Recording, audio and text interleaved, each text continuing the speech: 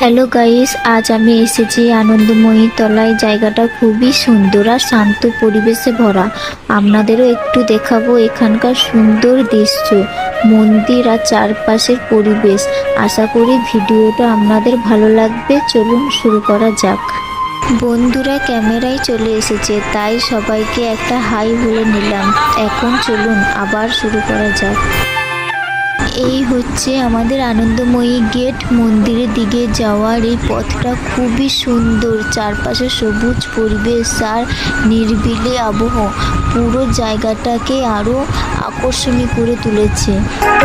এই হচ্ছে আমাদের বাবা মহাদেব। যখনই আমরা শিবরাত্রি করি বা কোনো শিবের পুজো করি, তখন আমরা এখানে এসে বাবার মাথায় জল ঢেলে যাই। আপনারাও যদি আসতে চান তাহলে এখানে চলে আসতে পারেন। আর এই হচ্ছে আমাদের মা কামাখ্যা দেবী। যখন অম্বুবাচী লেগেছিল এই দুয়ার সম্পূর্ণ বন্ধ ছিল।